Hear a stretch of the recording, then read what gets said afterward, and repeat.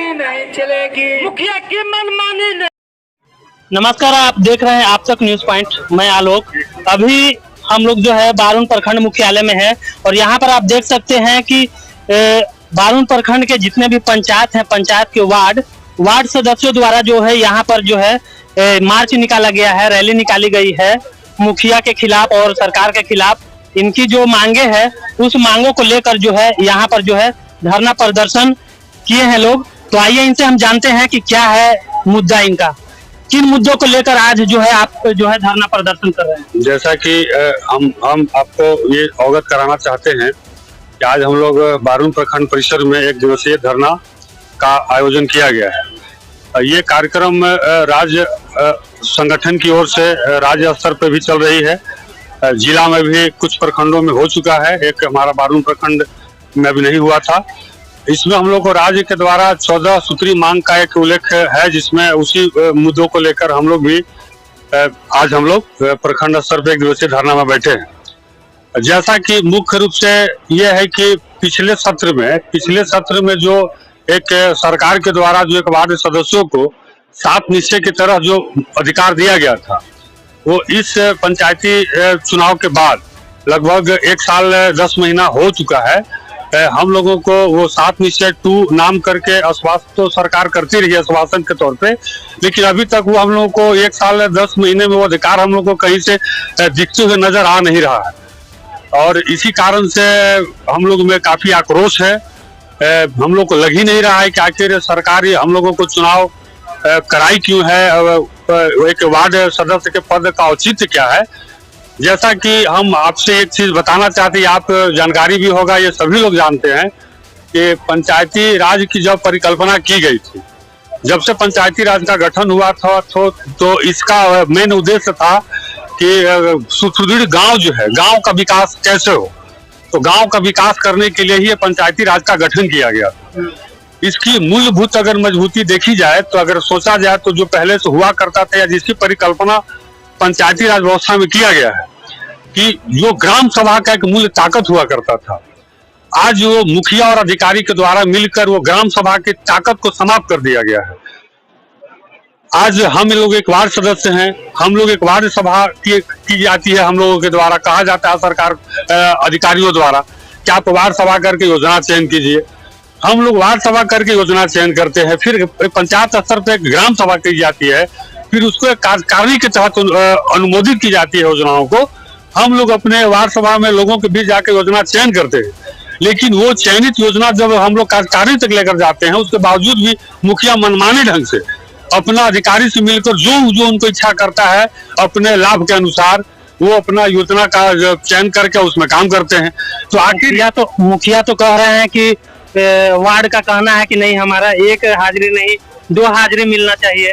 अगर हम 2 हाजिरी देंगे तो जनता के बीच विकास की काम क्या होगा। देखिए, ये चीज अगर मुखिया अगर इस तरीके का आरोप लगा रहे हैं तो ये सरासर गलत आरोप है। कहने का मतलब है कि आप ये झूठा आरोप किस आधार पर लगा रहे हैं। अगर पिछला जो 2 फाइनेंशियल ईयर भी अभी हमारा हो रहा है, एक चुनाव जीतने के बाद एक वित्तीय वर्ष हुआ, दूसरी वित्तीय वर्ष, ये अधिकारियों से हम ये आग्रह करना चाहेंगे कि अगर मुखिया की बात में अगर उनकी सत्यता लगती है तो जिस तरीके से वार्ड सभा और आम सभा और कार्यकारिणी में जो योजनाओं का हम लोग द्वारा चयन किया गया, क्या एक वित्तीय वर्ष में मुखिया वो योजना को धरातल पर काम किए हैं? नहीं किए हैं। पिछले बार भी ये सब तो गलत आरोप है। पिछले बार भी तो नल जल का जो 7 निश्चय का काम हुआ था, लेकिन धरातल पर कितना है वो तो आप भी जानते हैं। देखिए, कहने का मतलब है कि 7 निश्चय 1 के तहत जो कार्य प्रारंभ की गई, आज भी बहुत ऐसे वार्ड सदस्य थे, सारे वार्ड सदस्य ऐसा नहीं किए, कुछ ऐसे वार्ड सदस्य थे जिनको इसके बारे में जानकारी नहीं थी। उस समय भी मुखिया और अधिकारियों के द्वारा मिलकर उनसे बिना कार्य कराए उनसे चेक भुगतान करा लिए। कुछ ऐसे कंडीशन भी रहा है कि कुछ जो दबंग मुखिया होते हैं उनके सामने एक वार्ड सदस्य की क्या हैसियत है, पत्रकार महोदय आप ये स्वयं समझ रहे हैं। तो वो जो जानकारी का अभाव नहीं थी, तो उसमें कुछ वार्ड सदस्यों के द्वारा इस तरीके की हुई है, वो भी मुखिया के मनमानी और अधिकारियों दोनों इन लोगों ने मिलकर किया।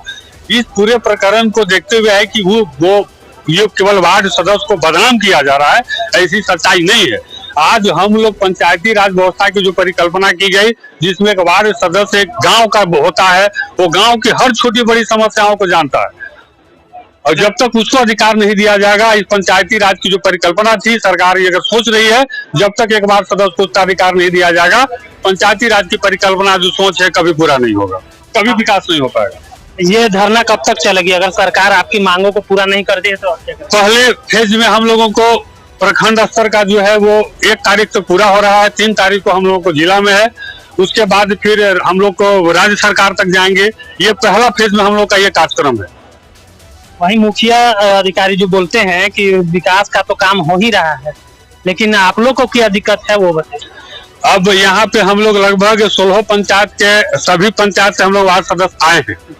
आप चूंकि हम एक खैरा पंचायत, हम भी एक पंचायत का अपना है, तो जो ये मुखिया कह रहे हैं तो हम तो वही बात आपसे बोले कि जो एक वार्ड सदस्य के द्वारा वार्ड सभा से, फिर वही बात मैं रिपीट नहीं करना चाह रहा हूँ, तो उसको ये अधिकारी चेक करके देख लें, इसका सत्यापन करा लें कि क्या वाकई कार्यकारिणी का जो मूल्य पावर होता है, जैसे कैबिनेट होती है, जो कैबिनेट में हम वार्ड सदस्यों के द्वारा जो जो योजनाओं की चयनित की गई, क्या उस योजना पे धरातल पे काम हुआ या नहीं हुआ, तभी अब काम कर पाएंगे। आप ये हम पे आरोप लगा पाएंगे कि नहीं हम लोग गलत कुछ वो कह रहे हैं। आप सरकार से क्या अपील करना है? सरकार से अपील यही करते हैं कि जिस तरीके से 7 निश्चय 1 में एक वार्ड सदस्यों का अधिकार दिया गया था, वो 7 निश्चय 2 जो का जो हम एक अघोषित हम लोग जो एक उम्मीद लगाए हुए हैं, आप उसको पूर्ण रूप से सक्रिय कीजिए। सक्रिय करके हम लोगों को 7 निश्चय 2 का पूर्ण अधिकार दिया जाए, ताकि इससे हम लोग अपना गांव और पंचायत का विकास में सहयोग कर सकें। धन्यवाद। अभी आप सुन रहे थे, ये जो है वार्ड सदस्य लोग हैं, धरना प्रदर्शन तो बैठे हुए हैं।